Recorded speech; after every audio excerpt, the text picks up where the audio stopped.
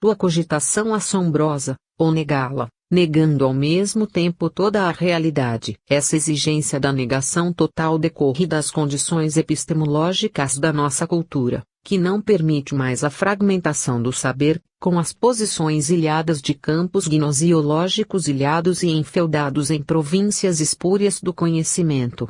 Hoje o conhecimento é um só, o maciço do saber, não admitindo uma ciência dos homens mais do que homens e outra dos homens simplesmente homens da divisão estratégica de Descartes. A unificação do ser produziu, ao mesmo tempo, a fragmentação profissional das especialidades, no plano da prática científica, e massividade da generalização globalizante. Ou admitimos a existência de Deus como consciência cósmica abrangente ou a rejeitamos como impossibilidade lógica, na lógica antiga e na lógica moderna, de maneira que os capatazes de Deus foram banidos de seus cargos e expulsos do processo cultural. Foi o que Dilthey colocou de maneira precisa em seu ensaio sobre a tragédia da cultura, em que o aumento de conhecimentos supera a capacidade individual da mente humana. A filosofia das ciências abrangeu numa visão gestáltica, globalizante, os setores dispersos da investigação.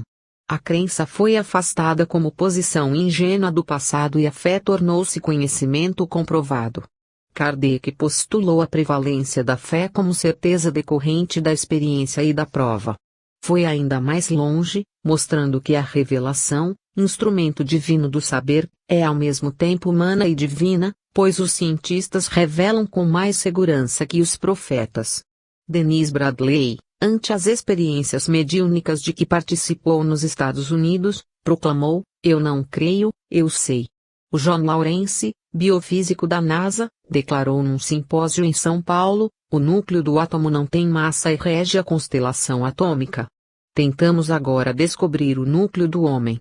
Essa visão científica e geral da realidade não permite mais a antinomia crença e saber, que propiciou no passado sombrio o poder eclesiástico sem limites do fanatismo religioso. Não há mais lugar para fanatismos de qualquer espécie no mundo atual, iluminado pelas esperanças da era cósmica. Os fanáticos ideológicos são os últimos abencerrages do nosso século, condenados de maneira inapelável à extinção total. Os espíritas, primeiros chamados para a compreensão da ciência integral e que na sua maioria refugiaram-se num beatismo de sacristia, estão intimados a alijar dos ombros as cargas do misticismo igrejeiro para poderem assumir a herança do século. O conhecimento epidérmico da doutrina que herdaram os transformaram em adversários de si mesmos. Só lhes resta um caminho a seguir, o rompimento com os compromissos sectários das religiões formalistas em que foram criados e alimentados, pelo aprofundamento corajoso no estudo dos seus princípios doutrinários. A deformação sistemática do homem, no mundo inteiro, pelos teólogos e clérigos, na exploração do medo à morte, no terror do sagrado e no comércio deslavado da simonia, transformou os homens em criaturas servis, hipócritas e levianas, incapazes de encarar com seriedade e coragem os problemas espirituais. A raça de víboras que o Cristo enfrentou e denunciou em Jerusalém espalhou-se por toda a terra, contagiando a humanidade. O meio espírita não podia escapar a esse contágio. A mais vigorosa e libertária doutrina já surgida no mundo converteu-se, nas mãos de multidões ignorantes e obtusas, em novo muro de lamentações. Os beatos das religiões dogmáticas trocaram de pele, mas não perderam suas manhas. Substituíram os ritos católicos pelos passes e preces, a água benta pela água fluídica e os rosários de repetições medrosas pelos colares de contas de Fá, na magia primitiva das religiões mágicas da selva, negras e indígenas. A marafa ou cachaça de álcool de cana, principalmente na América, substituiu nos batuques da macumba os vinhos sacramentais de uva. No pandemônio das superstições, os deuses africanos e americanos demonstraram aos ingênuos que a sabedoria divina não está nos livros, mas na boca dos Jesus, no batuque dos tambores e nas defumações de charutos e ervas milagrosas. A miscigenação religiosa, na verdade mágica e selvagem, Gerou então as religiões mestiças de que tratou Euclides da Cunha, sucedâneos mais fáceis dos complicados sacramentos dos padres paramentados. A linguagem e os ritos da selva substituíram os instrumentos sagrados de ouro e prata e o latim incompreensível. As práticas da Goécia arcaica, ou magia negra, os batismos de sangue animal em cabeças raspadas e humilhadas derrotaram os ritos batismais de água.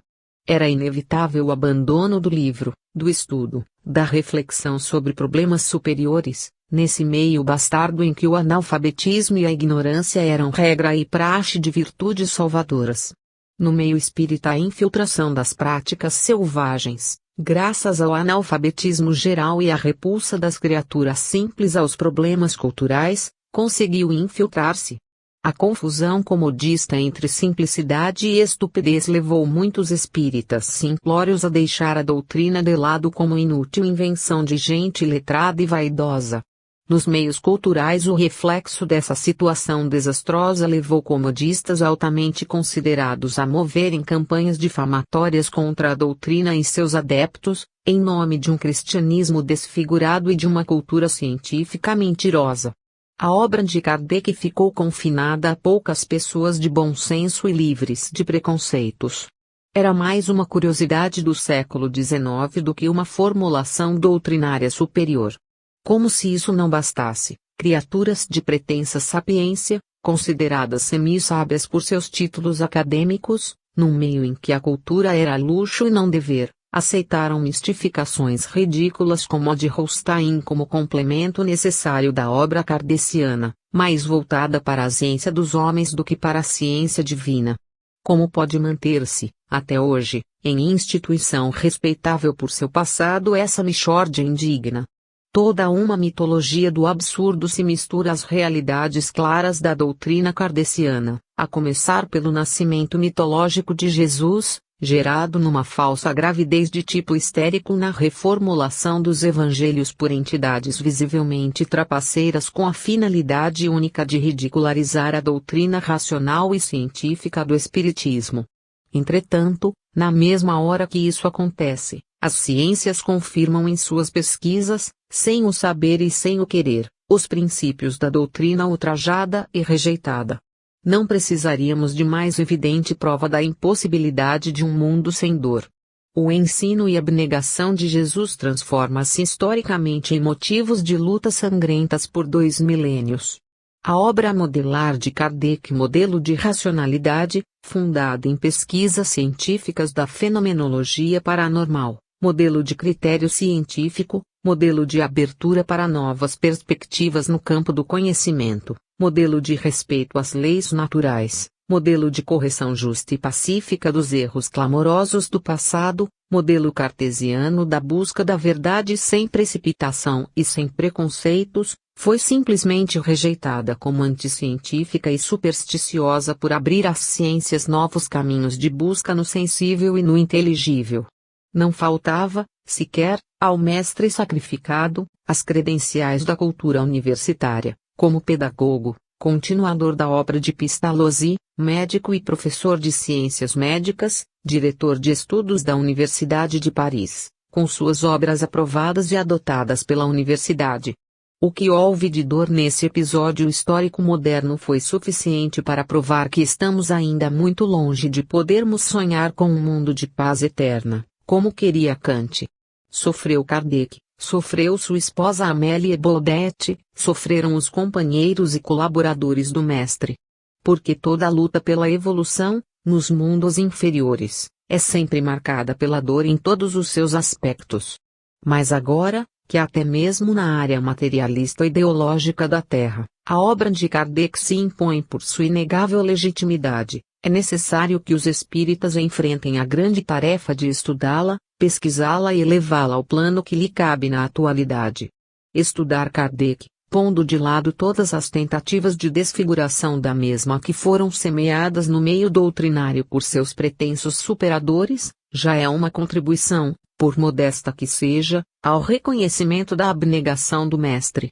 E mais do que isso, o estudo sério, consciencioso e respeitoso dessa obra monumental é um dever de todos os que a seguem como filosofia de vida, mesmo que tropeçando nas pedras do caminho. Essa obra representa um momento culminante do desenvolvimento cultural da Terra. E a Terra necessita dela, hoje mais do que nunca. Se o movimento espírita não revelar condições para compreender a herança kardeciana, estaremos falidos perante nós mesmos. 5. A lagosta de Sartre. A morte nos espera na sala de partos, quando não se precipita a ir buscar-nos no ventre. Costuma-se dizer que começamos a morrer ao nascer e essa é uma verdade biológica. Mas, apesar dessa naturalidade milenária da morte, não nos acostumamos com ela, por uma razão muito simples, que é o gosto pela vida. Entretanto, quando a vida se prolonga demais, perde pouco a pouco o seu gosto. O envelhecimento é uma forma de expulsão. A velhice não é uma ceifadora esquelética, mas uma bruxa que nos enxota da vida com sua vassoura voadora. A situação do velho atirado como que num depósito de automóveis gastos e enferrujados é a de um pinguim na praia grande, a temperatura o castiga, as juntas lhe doem, a saudade oprime, a água do mar parece água-choca de lagoa tropical, ele quer arrancar-se dali e gritar que está vivo, mas falecem-lhe as energias e a disposição. Ele se acaba, mas ainda não se acabou e a chamazinha tênue da esperança, a última a apagar-se, bruxoleia irônica em seu coração de casa assombrada. E ainda surgem os poetas gozadores que, como Bilac, dizem coisas assim: envelheçamos rindo, como as árvores fortes envelhecem, agasalhando os pássaros nos ramos, dando sombra e consolo aos que padecem. É demais. Eles não têm mais ramos, nem força, nem capacidade para rir ou sorrir, sua sombra é esquelética e seu consolo mal dá para o consumo próprio. Contam que Victor Hugo envelheceu trotando na sala com os netos nas costas, que o faziam feliz. Conta Simone de Beauvoir, nas suas Memórias da Maturidade, que Jean-Paul Sartre, ao sentir que envelhecia, preferiu enlouquecer e começou a ser perseguido por enorme lagosta que o acompanhava por toda parte, amedrontando-o. Ele, que não gostava dos psicanalistas, pois um deles já o havia convencido de que era uma personalidade mutilada, pois não possuía o superego, preferiu assim mesmo um tratamento analítico. Simone arranjou-lhe uma jovem enfermeira e esta se engraçou com o doente e o doente com ela. Isso provava que a velhice não estava tão próxima, restavam forças ao filósofo para conquistas amorosas. Mulher decidida e prática, apesar de filósofa, Simone mandou a enfermeira embora, espantou a lagosta e tomou conta do companheiro antes que fosse tarde. Sartre continuou a envelhecer, gastou suas últimas energias na sua volumosa obra crítica da razão dialética e acabou perdendo seu único olho, pois foi cego desde criança e sempre viu o mundo enviesado, com um olho só. A velhice o abateu e ele hoje confessa que não vai bem das pernas, como nunca foi da bola. Esse novíssimo episódio da história da filosofia mostra-nos que o gosto pela vida é de uma resistência a toda a prova. Mas há outros fatos que provam o contrário. Por exemplo, o filósofo argentino José Engenheiros temia mais a velhice do que a morte e dizia não querer passar dos 40 anos. Como passou, suicidou-se. Mas é claro que a preferência pela morte foi forçada e não voluntária. O certo, o normal, é o velho apagar-se naturalmente como lamparina que esgotou o azeite. Os que se preveniram no suicídio ou na loucura ainda conservavam mais mocidade do que podiam supor. Estas parábolas servem para mostrar que, embora nos acompanhando desde o nascimento, a morte é uma companheira indesejável. Heidegger lembra que até na linguagem comum usamos o reflexivo se para afugentar a morte, como na expressão, morre-se, onde o se transfere a morte para os outros. Morremos, mas sempre a contragosto. Mas quando nos convencemos realmente de que a morte é apenas uma mudança, como dizia Victor Hugo depois de suas experiências espíritas com Madame de Girardin, recebemos a morte com alegria, pois ela nos tira o fardo das costas e nos leva ao encontro dos amigos e seres queridos que foram antes de nós para o outro mundo. Talvez tenha sido por essa certeza que Hugo se divertia com os netos enquanto a esperava. Os romanos, particularmente na República, gostavam de exaltar a velhice.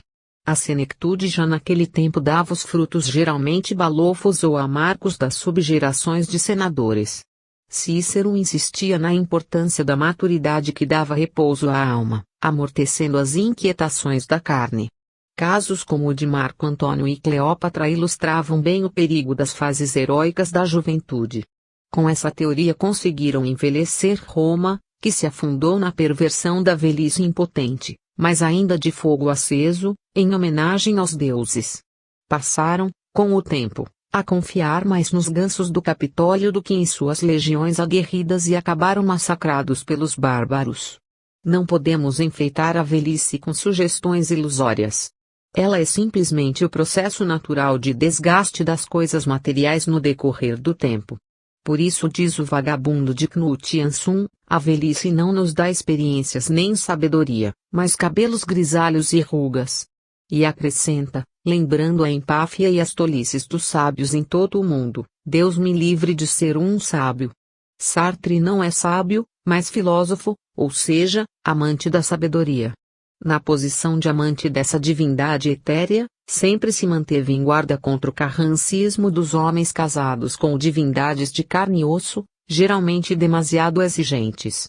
Aceitou que Juliette e Greco se fizesse musa do existencialismo no Café de Fiore, onde gostava de escrever. Considerou a seriedade como falsa categoria filosófica e, mesmo agora, depois dos 60 anos e cego, declara às revistas parisienses que não gosta de conversar com pessoas de mais de 30 anos de idade. Era natural que arranjasse, ao sentir que envelhecia, uma companheira sem compromissos para o acompanhar na velhice. A enorme lagosta que o seguia pelas ruas de Paris era um fantasma desinibido, explorado e devorado impiedosamente pelos franceses, que na loucura por lagostas chegaram quase a provocar uma guerra de lagostas com o Brasil. Isso mostra que Sartre, inimigo de mitos e mitólogos, fugia com sua lagosta das terríveis homenagens que os beócios costumam prestar aos sábios que envelhecem glorificadores de si mesmos às custas da glória alheia. Nenhum desses aproveitadores se sentiria bem numa solenidade acadêmica em que a enorme lagosta aparecesse nas costas do filósofo, como bacalhau nas costas do antigo propagandista de emulsão de Scott. Talvez a única vantagem da velhice seja o aguçamento da crítica e da irreverência nos velhos inteligentes, que afiaram no correr dos anos a sua lâmina de ironia. O sorriso irônico de Voltaire contribuiu mais para a libertação dos homens das garras da moral burguesa do que o sorriso suspeito e enganador da Mona Lisa. Os burgueses não se livraram até hoje da subserviência dos burgos medievais. A ironia brota da inteligência, e quando traz ainda o cheiro da terra não corta ao léu, mas poda. Podar a burguesia da sua ramagem de subserviência é semear no solo as sementes de um novo mundo, livre de milionários e mendigos. Ele viveu com um pé na cova e o outro na plataforma de foguetes do Cabo Canaveral. Todos envelhecemos, mas Voltaire soube transformar o seu desgaste orgânico em refinamento do espírito, afiando-o como lâmina de navalha. Os clérigos o amaldiçoaram por toda parte e o consideraram morto e enterrado, mas Kardec provou a sua sobrevivência em suas pesquisas mediúnicas da Passage Sainte-Anne, em Paris. Só há uma maneira de fugirmos a um envelhecimento, que é preservando a nossa liberdade espiritual, pois o espírito não envelhece. Os que se fazem independentes em meio à servidão geral podem sorrir como Voltaire da arrogância dos estúpidos, covardes e venais, que esmagam os indefesos com os recursos de suas castas exploradoras, em nome de Deus e das instituições criadas pelos egoístas. O sorriso de Voltaire salvou o soneto de Bilac, pois se pudermos envelhecer como ele, usando o sorriso irônico ante a farândula dos falsificadores da espécie humana, ajudaremos o mundo a se livrar das aves de rapina. A lagosta de Sartre foi uma encenação inconsciente com esse mesmo sentido. O envelhecimento orgânico está também sujeito à ação do psiquismo. A vontade de cada um pode acelerar ou retardar os processos do desgaste orgânico. Simone mesmo, apesar de sua posição agnóstica, reconhece que não podemos chamar a humanidade de espécie humana, porque ela supera as condições da animalidade em suas transformações incessantes para um vir a ser imprevisível. As reações psicológicas provocadas pelo envelhecimento são as mais variadas. Nas pessoas que temem a morte, os sintomas da velhice geralmente provocam pânico e sensação de marginalização. Aos que se revoltam e procuram todos os disfarces possíveis para manterem aparência juvenil. Os que encaram com realismo o problema procuram apenas os recursos da gerontologia, tentando apenas evitar o aceleramento do processo. E aos que, à maneira dos antigos romanos, entregam-se ao prazer de uma vida crepuscular, mais contemplativa do que ativa, gozando a perigosa placidez da aposentadoria real ou emocional. O temperamento de Sartre não se adapta a essas formas de acomodação. De certa maneira ele se compensou com a evocação da lagosta gigante, que lhe dava a sensação do perigo, à beira da loucura, que lhe garantia, ao mesmo tempo, a sensação juvenil de pendurar-se na boca de um abismo e a possibilidade de sentir-se galã ao lado da enfermeira. Simone confessa que se ralou de ciúmes, o que deve ter reforçado a permanência psicológica da lagosta. O caso mais curioso de entrega ativa à velhice ocorreu com o famoso escritor colombiano Vargas Villa, que passou a maior parte de sua vida na Europa, considerando-se intelectualmente francês e emocionalmente italiano. No prefácio de sua novela Ibis, sucesso rococó entre os anos 20 e 30 em todo o mundo, encarava a velhice como uma fase fantástica da vida, que lhe tirava as possibilidades do real mas o compensava com a possibilidade de evocar suas antigas lutas e paixões num clima de paz e encantamento. Figurava-se dotado de umas asas tênues e leves que lhe permitiam voar ao crepúsculo sobre os campos de seus antigos combates, cheios dos destroços de suas vitórias passadas. Nem tudo é dor nas dores do mundo. A imaginação humana é capaz de doirar com reflexos de um sol interior as paisagens cinzentas. Vargas Villa se dizia capaz de evocar suas antigas emoções, fazendo-as ressuscitar do estado cataléptico que haviam caído, com a vantagem de não se apresentarem com as trepidações inquietantes do passado. Muitos jovens sonharam, ao lê-lo, com as delícias do envelhecimento, mas poucos conseguiram passar pelos arcos de triunfo dessa visão legendária. 6. Os caminhos incertos da experiência. Os adultos e os velhos se apegam à experiência da vida como seu galardão e prova indiscutível de sabedoria e autoridade. Mas as novas gerações se revoltam, de uma forma ou de outra, contra essa pretensão das gerações envelhecidas.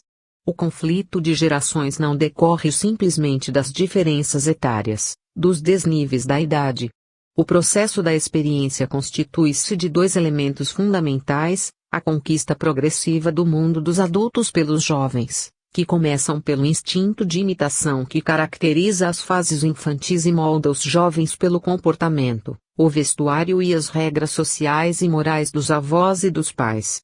Por isso, na educação antiga as crianças e os adolescentes eram considerados como adultos em miniatura. A revolução pedagógica de Rousseau produziu o primeiro impacto nessa sistemática, abrindo as perspectivas da educação moderna, fundada na psicologia da infância e da adolescência e na orientação ética das novas gerações. Os métodos de amoldagem foram pouco a pouco cedendo lugar aos processos de desenvolvimento das potencialidades. Pestalozzi, mais educador do que pedagogo, o que vale dizer mais prático do que teórico, deu aos fins da educação um sentido universalista, segundo o qual o educando não devia amoldar-se ao passado, mas lançar-se ao futuro.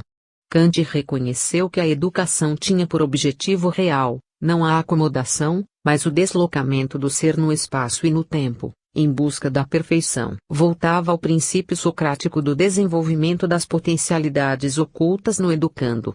Cada ser trazia em si a sua própria sabedoria, cabendo ao educador proceder no educando parto do espírito, com a revelação das suas potencialidades.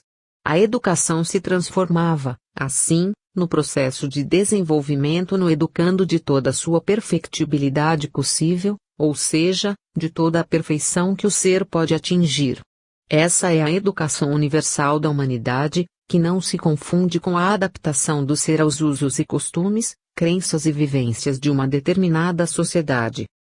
Ao examinar essa proposição, descobrimos de imediato as molas secretas da evolução humana, que Kardec, discípulo e continuador da pedagogia pestalozziana, revelou, através de suas pesquisas dos fenômenos paranormais, a natureza do homem, integrando na realidade cósmica como uma unidade palingenésica que, como todas as coisas, não se perde nem se destrói com a morte corporal.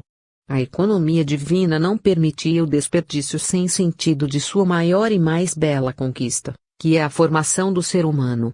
Nada se perde, tudo se transforma. A teoria posterior, baseada em Kardec, no dinamo-psiquismo de Gustave Geley, confirmava-se claramente na descoberta desse vetor ou unidade energética do processo evolutivo. Nascer, viver, morrer, renascer ainda e progredir sem cessar, essa é a lei, proclamou Kardec, repetindo o ensino de Jesus a Nicodemos. Essa descoberta científica do Espiritismo, que as ciências posteriores foram obrigadas a confirmar, desde Richetti até Rini, marcou o maior avanço do conhecimento humano na segunda metade do século XIX, abrindo os caminhos do espantoso progresso científico do nosso século. Era natural que os povos da antiguidade, apesar das intuições da sabedoria grega clássica, não tivessem podido entrar no uso e gozo desse conhecimento, por falta dos recursos e do clima libertário que só apareceria mais tarde. A agressividade dos séculos de arbítrio era endógena, brotava das entranhas do homem como herança das fases primárias em que a razão era esmagada pela brutalidade da força em suas mínimas manifestações. Essa herança ainda pesa sobre nós, mas a abertura do nosso século facilitará a extinção dos seus últimos resíduos, apesar da resistência dos instintos animalescos que carregamos. A experiência favorece a adaptação do homem ao mundo, mas a insegurança do homem ante a variedade das situações que enfrenta o leva a criar e manter dispositivos de segurança que são cristalizações da experiência embargando as vias de acesso ao futuro. Podemos ver isso com nitidez nas estruturas sociais de todos os tempos. As forças de defesa da sociedade convertem-se em dispositivos de repressão que as transformam em mecanismos rígidos de asfixia da liberdade. O ensaio de Denise Rougemont, A Aventura Ocidental do Homem, confrontando as condições massivas das tribos e das hordas com as massivas civilizações orientais, tornou transparente essa afinidade histórica dolorosa. Esparta venceu Atenas, engrenando de novo o cidadão ateniense na opressividade das estruturas brutais, agora desenvolvidas ao máximo na racionalidade antirracional da expansão tecnológica. E a civilização cristã negou-se a si mesma por medo de suas próprias criações e apegou à sua suposta perfeição. A advertência de Jesus, quem se apega à sua vida perdê-la, foi aplicada às avessas na tradução latina dos romanos. Ao se conluiar com o império, a Igreja cristã perdeu o sentido da sua vida espiritual e se profanou na aventura ocidental das conquistas a ferro e fogo. O mesmo aconteceu na rotina da vida familiar, onde a autoridade dos pais, voltada para a segurança dos filhos, despertou-lhes a revolta ante as exigências contrárias ao impulso de renovação das novas gerações. Engenheiros proclamou em As Forças Morais que a juventude toca rebate em toda renovação. Dewey mostrou que a função das novas gerações não é a de se acomodar às experiências das gerações passadas, mas a de reelaborá-las de acordo com as exigências dos novos tempos. Mas o apego dos homens às estruturas cristalizadas e prescritas e aos formalismos hipócritas negou aos filhos o direito de cumprir os seus deveres, estabelecendo, assim, conflito de gerações com todos os excessos do desespero e da angústia, a chamada angústia existencial dos nossos dias. A experiência tem a sua validez limitada pelas condições de cada época. O processo experiencial é regido pelas leis da evolução, na medida dos novos problemas que surgem. A escala de valores de uma época torna-se perenta na época seguinte. Disso decorre a inaplicabilidade das normas do passado ao comportamento humano da época seguinte.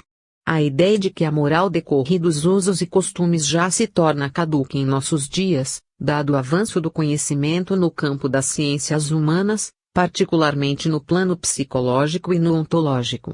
Graças às contribuições de Bergson, René Hubert, Kirchner e Heine ficou demonstrado que a moral decorre das leis extrafísicas da consciência, manifestadas através do pensamento. Ao contrário do que se pensava até agora, os usos e costumes não surgem apenas dos meios sociais em organização, mas também e sobretudo das exigências conscienciais do homem. Os costumes, morais, que parecem determinar a moral, na verdade são determinados, orientados e disciplinados pelas exigências conscienciais provenientes das aspirações de ordem, paz e felicidade inscritas na mente e na afetividade humana e projetadas pela vontade no plano das atividades práticas. A experiência concreta no mundo revela ao homem os meios de ação mais compatíveis com aquelas aspirações. Os instintos animais em evolução, nos processos evolutivos para o plano hominal, desenvolvidas as suas potencialidades, convertem-se em imperativos conscienciais que Sócrates e Kant já haviam previsto em suas intuições antecipadoras. Em cada nova geração esses imperativos conscienciais se renovam, modificando o panorama moral do planeta. As fases de aparente retrocesso correspondem aos períodos de conflito em que a consciência luta contra o apego ao passado. Em nosso tempo é visível essa luta contra preconceitos formais e hipocrisias cristalizadas e já há muito rompida pelas exigências da vida prática. Toda moral legítima se impõe inevitavelmente pela própria força da sua autenticidade. Na reelaboração da experiência as novas gerações quebram os tabus do passado, destroem os preconceitos e arrancam as máscaras da hipocrisia institucionalizada. Aldous Huxley revela, em O Gênio e a Deusa, a condição conflitiva que chegou à moral vitoriana na Inglaterra atual, no mais elevado plano da intelectualidade. Dos destroços da última conflagração mundial a moral saiu esfarrapada em todo o mundo. Não se trata de uma decadência ou até mesmo, como querem alguns retardatários, da morte da moral, mas de uma renovação profunda que tem de remover pesados escolhos à custa de grandes sacrifícios e duras vergonhas. Passado esse período de transformação, o gênio não se mostrará tão esquizofrênico ao peso da sua inteligência e a deusa não será tão leviana e inconsequente. Impõe-se a volta à naturalidade nas relações sociais, afastando-se os escolhos dos formalismos mentirosos com sua carga de hipocrisia aviltante, deformadora da criatura humana. O homem decaído terá de reabilitar-se ao peso da sua própria consciência. Suas aspirações de pureza, bondade e justiça provêm da mônada divina ideia de Deus no homem, que nunca foi nem poderá ser afetada pelas crises da instabilidade social. O avanço cultural não se faz ao acaso das circunstâncias. É regido por leis que o conduzem com segurança nas vias precisas. Sartre pregou e anunciou uma nova moral existencial que não chegou a formular. Sustentando a nadificação do homem na morte, não dispunha de condições para a tarefa que se propunha. Simone tentou socorrê-lo, publicando um ensaio sobre uma possível moral da ambiguidade que, nas suas contradições, não passou de um ovo gorado. Hubert, na sua modéstia e discrição, formulou o Esquisse d'une moralité, estabelecendo as bases do seu Traité général de pédagogie, duas contribuições válidas para as perspectivas do futuro mundial. No Traité Hubert se coloca numa posição pedagógica tipicamente espírita, oferecendo uma visão interligada e dinâmica do processo moral e do processo educacional que corresponde às exigências crescentes do nosso tempo. O predomínio de Dewey nas escolas e centros universitários do Brasil barrou a penetração entre nós dessas contribuições de Hubert. Tivemos a oportunidade de introduzir esses trabalhos de Hubert na cadeira de História e Filosofia da Educação da Faculdade de Filosofia, Ciências e Letras de Araraquara, do Governo do Estado de São Paulo, na ocasião destinada a integrar a Universidade Federal desse estado. Contamos com a colaboração entusiástica do professor Rivadavia Marques Júnior, nosso assistente, membro do Conselho Estadual de Educação, e que posteriormente, ao deixarmos o cargo, doutorou-se e conquistou a cadeira por concurso, com brilhantismo que lhe era característico. Pouco depois o professor Rivadavia veio a falecer e a nossa tentativa foi frustrada. A contribuição de Hubert voltou ao esquecimento. Fizemos o que podíamos. 7. As revoluções conceptuais.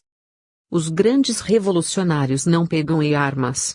Sócrates realizou a revolução filosófica da Grécia sem disparar uma flecha no mundo do seu tempo e nos mundos do futuro. Buda abandonou o palácio imperial e deflagrou sob a árvore da meditação a revolução espiritual do Oriente que atingiu e abalou todos os quadrantes da Terra. Jesus de Nazaré, que não era príncipe, mas operário, desencadeou com palavras e exemplos a revolução cristã que abateu o império dos Césares e mudou a órbita do planeta. Kardec pesquisou os fenômenos paranormais e com um punhado de livros e uma revista embaixo do braço restabeleceu a verdade cristã estrangulada por rabinos e clérigos inquisidores. Todas as demais revoluções, feitas com armas e matanças, encheram o mundo com tropéis de cavalgadas destruidoras e só conseguiram produzir arrepios superficiais e passageiros no mundo dos homens. Porque todas as transformações legítimas, nas coisas e nos seres, procedem sempre de processos endógenos que nascem das entranhas da realidade. Nada se transforma sem que alguém consiga tocar com a ponta dos dedos a mola secreta das estruturas. Quem quiser mudar a face da terra dos homens, como Exupéry chamou o nosso mundo, terá primeiro de mudar a mentalidade humana, o conceito que o homem faz de si mesmo e do mundo. Por isso as revoluções produzidas pelas novas gerações são sempre eficazes. Os jovens não entram no cenário terreno empunhando armas. Chegam fracos e inscientes, desprovidos de experiências, de cabelos negros e doirados, sem a marca branca e impiedosa do tempo. Mas trazem nas suas mochilas secretas, sob a capa de sorrisos ingênuos, o seu arsenal de conceitos, de ideias vivas e dinâmicas, que vão aos poucos lançando no pano verde dos cassinos da ambição, em lances que vão deslizando como fichas de marfim com efeitos progressivos, gotas detergentes de verdade nas engrenagens da ambição e da mentira. Kardec advertiu, as crianças nascem vestidas com a roupagem da inocência. No seu desenvolvimento psicológico elas vão revelar as diretrizes que trazem por baixo das vestes ingênuas as aquisições da experiência palingenésica com que, como queria Arquimedes, removerão a Terra da sua órbita. Humberto Mariotti, filósofo argentino, com alguns de seus livros traduzidos no Brasil, escreveu curioso ensaio sobre a teoria parencial da criança, que foi publicado em tradução na revista Educação Espírita, lançada em São Paulo pela editora Edicel. Estudos dessa natureza, feitos por pessoas categorizadas culturalmente, deviam merecer mais atenção e interesse dos estudiosos da doutrina. Os problemas da educação vocacional dependem, para o seu esclarecimento científico, de estudos e pesquisas nesse sentido, em conjugação com as pesquisas sobre a reencarnação, hoje em pleno desenvolvimento mundial, com trabalhos como os de Ian Stevenson, da Universidade da Califórnia, já publicados entre nós, de Vladimir Raikov, da Universidade de Moscou, de Amendras Nath Banerjee, da Universidade de Rajasthan, na Índia, e assim por diante. Recentemente, numa entrevista concedida à revista italiana Gente, Monsenhor Pisoni, expert do Vaticano em fenomenologia paranormal, revelou experiências positivas que teve em pesquisas espíritas, acentuando que a Igreja não é contrária a essas pesquisas, discordando apenas de aspectos doutrinários do espiritismo que conflitam com a dogmática católica. Isso prova que a revolução conceptual do espiritismo está em franco desenvolvimento no mundo, projetando-se na área pragmática dos Estados Unidos, na área católica e até mesmo na área materialista da URSS.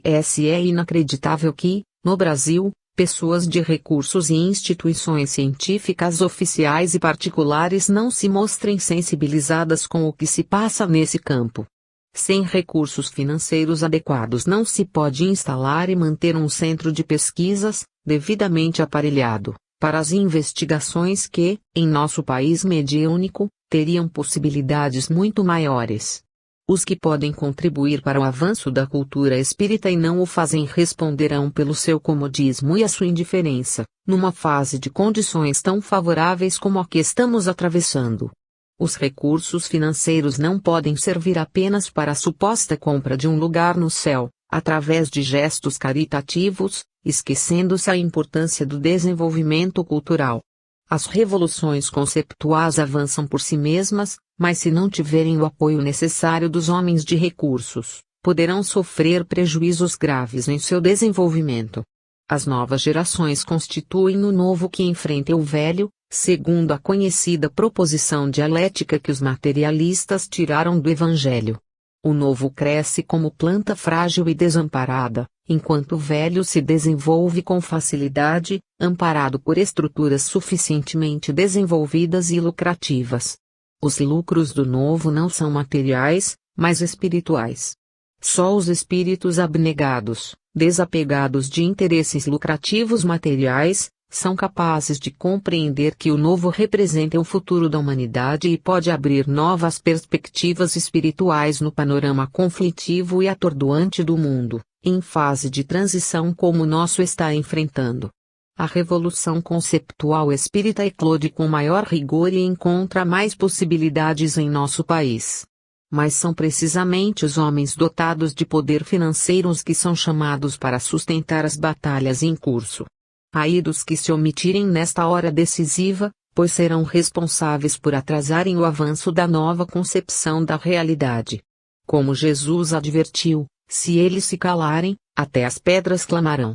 A palavra, o gesto, a mímica, o rito e o sinal exprimem pensamentos.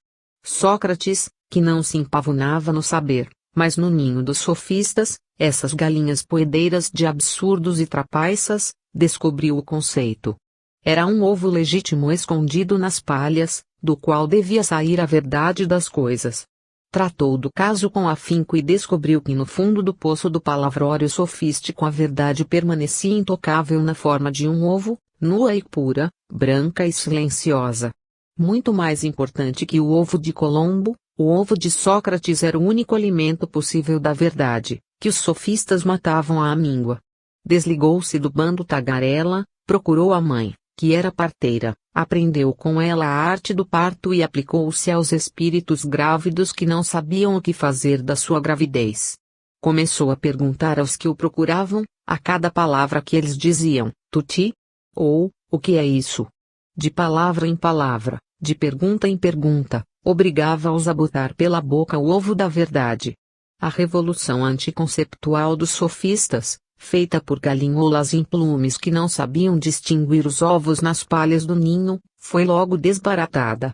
Sócrates, apesar de feio e desajeitado, sem a elegância pedante dos sofistas, tornou-se o maior sábio da Grécia. Quando o deus Apolo, no seu oráculo de Delfos, revelou isso a um parente do filósofo, Sócrates achou que a honraria era demasiada para ele. Mas como já tivera provas de que Apolo não mentia, resolveu ciscar as palhas da sabedoria ateniense, que estavam cheias de ovos gourados. Então reconheceu a razão de Apolo e disse ao parente, Apolo tem razão, sou o maior dos sábios gregos porque sou o único entre eles que sabe que nada sabe. A sabedoria é humilde, branca e ingênua, um ovo de galinha que pode sustentar o mundo. Ai dos que engolem ovos de cobra, pois as serpentes nascem e proliferam nas suas entranhas. Hoje, tantos séculos passados, os novos sofistas, amantes do dinheiro, vaidosos e arrogantes como os antigos, descobriram a técnica de envenenar os ovos através das rações com que alimentam as galinhas. Precisamos policiar as granjas para evitar que a verdade seja de novo atirada no fundo dos poços artesianos, que são mais fundos e mais frios que os do tempo de Sócrates. O conceito é a ideia clara, definida, precisa, que a nossa mente formula na captação direta das coisas visíveis e invisíveis. Uma revolução conceptual não se faz com palavras, mas com a realidade oval do conceito. Fazer que os homens tenham consciência plena do sentido real de cada palavra que pronunciam é a única maneira de se revolucionar beneficamente o mundo, onde a maioria das criaturas vivem da mentira. Deus não se ilude, mas deixa que os homens se enrolem nos palavrórios vazios para aprenderem a distinguir os ovos das palhas. Quando alguém pronunciava a palavra justiça, Sócrates perguntava, tuti? E como a resposta era sempre comprida e confusa, ele aplicava o método da mãe parteira, pois aquele rumorejar sem sentido mostrava que o interlocutor estava na hora do parto. Obrigava-o, então, a separar os ovos e dar à luz os pintainhos da verdade. As revoluções conceptuais não surgem por acaso, não são promovidas por nenhum ideólogo, nem conduzidas por militares. São processos genésicos, nascem das entranhas da realidade, nas fases de maturação do mundo e se desenvolvem impulsionadas por fatores históricos. O Espiritismo não é uma teoria do mundo ou da história, nem uma revelação profética.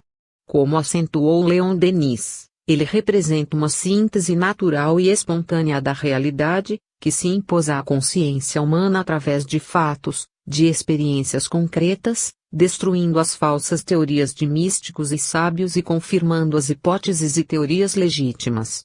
Kardec não forjou a doutrina espírita, limitou-se a observar os fatos, pesquisar os fenômenos, submetê-los a incessantes e repetidas pesquisas, para depois coordenar os resultados e formulando, por fim, a codificação, esse monumento de lógica indestrutível que os cientistas de hoje se veem obrigados a comprovar ante as novas descobertas das ciências.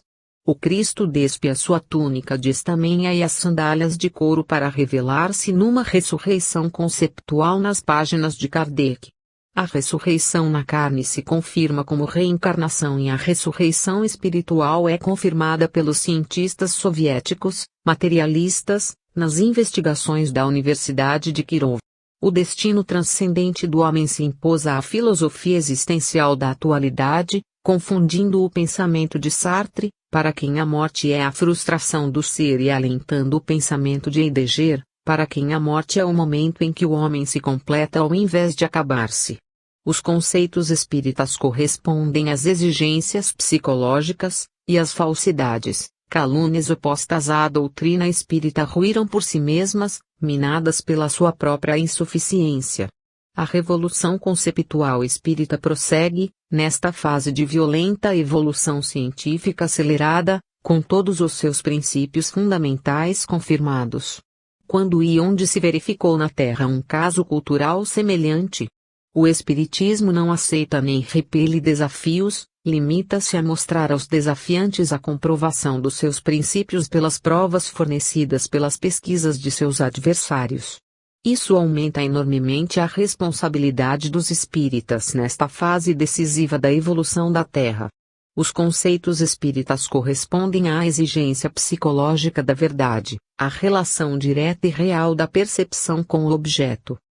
8. Os caminhos escusos da moral. O desenvolvimento científico, exigindo peso e medida como critério sensorial de toda a realidade sensível, negou às ciências a possibilidade de operar no plano do espírito. Kant chegou ao extremo de usar o processo dialético como divisor entre o cognoscível e o incognoscível. O mundo se dividiu em dois planos, o da jurisdição do sensório e o da jurisdição do extrasensorial.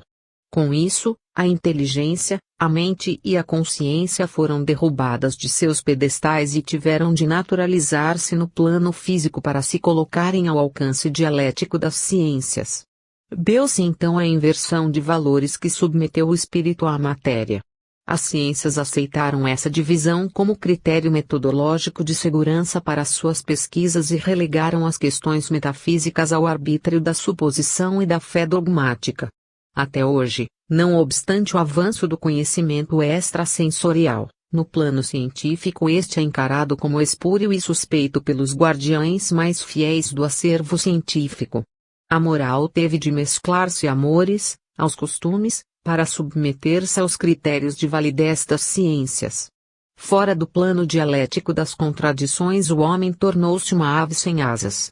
É claro que muita incompreensão varreu e varre até o momento a interpretação do pensamento kantiano, mas o decreto filosófico do grande pensador passou a vigorar arbitrariamente, imantando a mentalidade científica às exigências do sensório.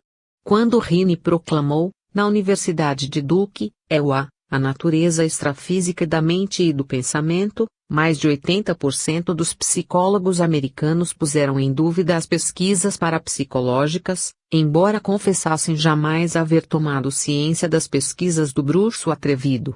Temos com isso uma prova assustadora do poder do normativo nas atividades teóricas e práticas do conhecimento. Se os romanos antigos podiam tomar a nuvem por Júpiter, os cientistas atuais não estão livres de fazer o contrário, tomando Juno pela nuvem. É o que ainda agora acontece no episódio da descoberta do corpo bioplásmico do homem. As ditaduras são tão nefastas no plano político como no plano científico. Bergson assinalou dois tipos de moral como fundamentais em nosso mundo: a moral aberta, que corresponde ao plano social e está ligada às religiões estáticas ou dogmáticas, e a moral fechada, dos sábios, heróis e mártires, que corresponde às religiões dinâmicas e individuais. O primeiro tipo se abre no plano social, abrangendo as religiões tradicionais e dogmáticas, cuja inércia só agora está sendo rompida pelas exigências da evolução. Parece contraditória a classificação de Bergson, mas não é. A sociedade é um fenômeno social abrangente, enquanto o indivíduo é uma unidade fechada, pela qual a moral escapa novamente para o seu pedestal metafísico, rebelde ao formalismo e à dogmática da realidade sensorial. O próprio Kant reconheceu isso ao afirmar que quem possui a arte ou a sabedoria não necessita de religião, que socorre os que não atingiram as espirais superiores da evolução espiritual. Mas muito antes de Bergson, já Pestalozzi, mestre de Kardec, assinalara a existência das religiões animais, provenientes das eras primitivas e carregadas de superstições selvagens, apegadas à carne e ao sangue. A essas religiões da selva corresponde a moral tribal ou de tipo tribal remanescentes no campo da moral aberta. É nelas que trilhamos os caminhos escusos da moral e é delas que nascem as incongruências, as leis criminosas e sacrificiais da chamada moral comum das comunidades retardatárias. A contradição mais chocante desses tipos de moral aberta e moral fechada corresponde às normas que conflitam com as exigências vitais do homem e os preceitos religiosos, as ordenações divinas que exigem a multiplicação da espécie humana para a maior glória de Deus.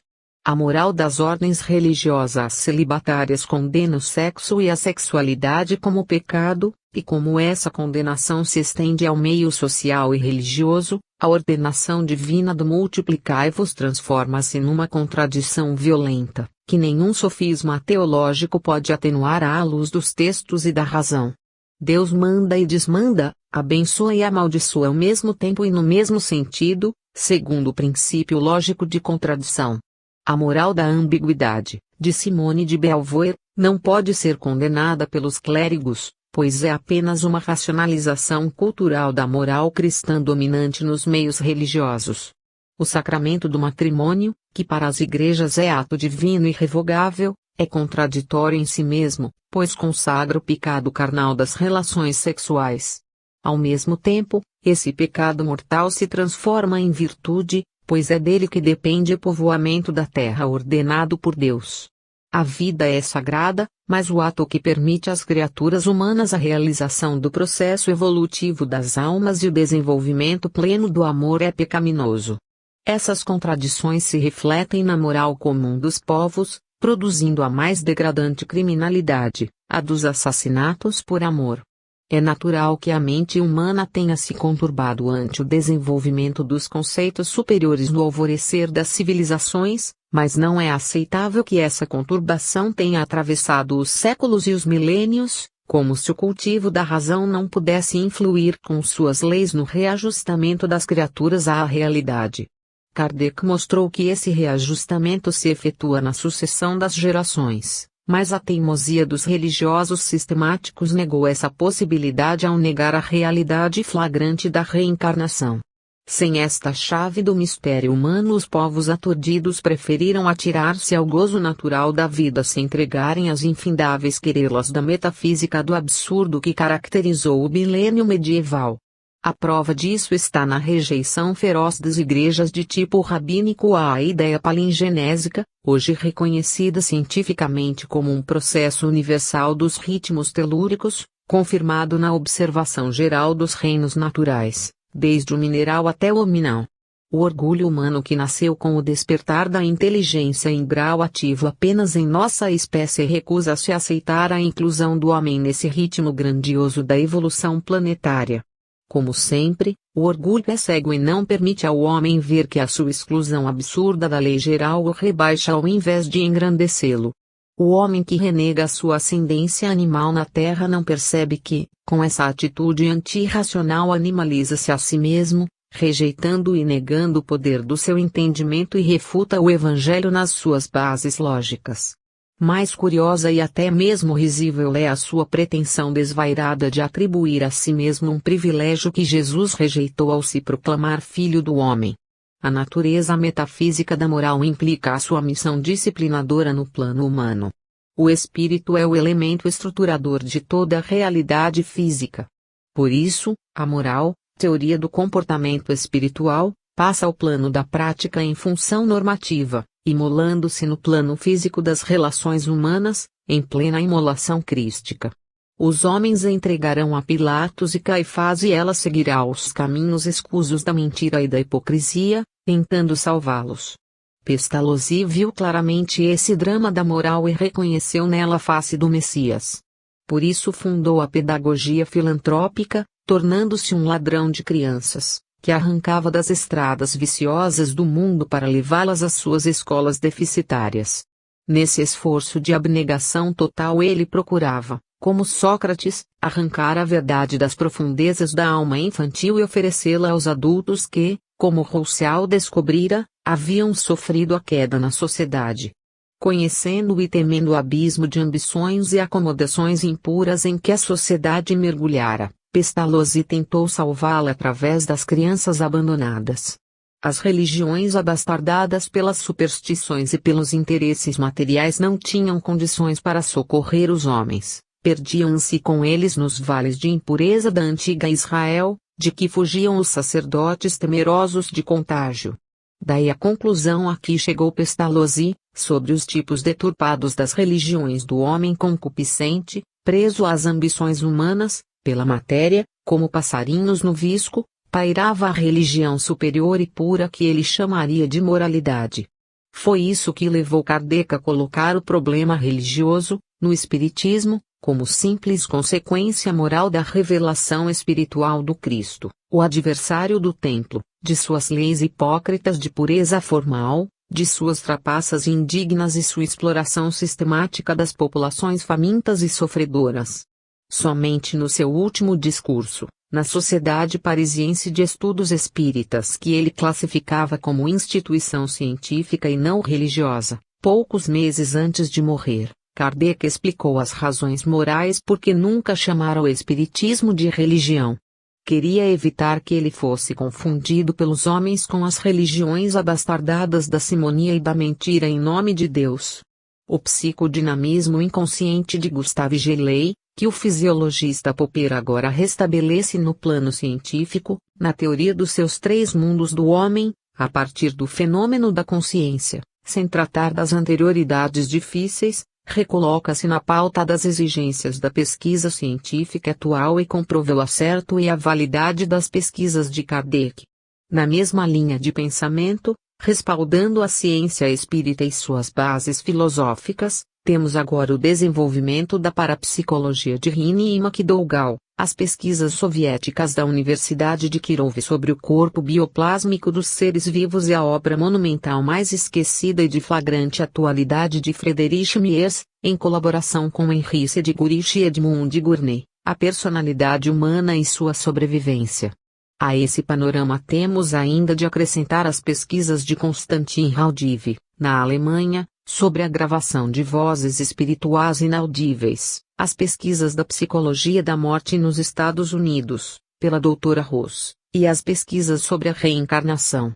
De todo esse conjunto resulta o fenômeno atual do psichon, a explosão psíquica mundial a que a Enciclopédia Britânica, em seus volumes de ciência, registrou com ilustrações fotográficas significativas em suas edições recentes. Não é fácil ao encruado materialismo científico dos marxistas e correntes paralelas descartar-se da realidade nova que se firma nas ciências atuais, não através de simples hipóteses e teorias, mas de pesquisas de fenômenos materiais. A metafísica alemã renasce das cinzas, não como a fênix lendária, mas como a evidência palpável das aparições tangíveis de Kardec, confirmadas por Crookes, Richet, Schrenck-Notzing, Friedrich Zollner e, recentemente, nas pesquisas dos fenômenos θ pelo professor Pratt na parapsicologia. Restabelece-se assim o prestígio da moral como fenômeno metafísico.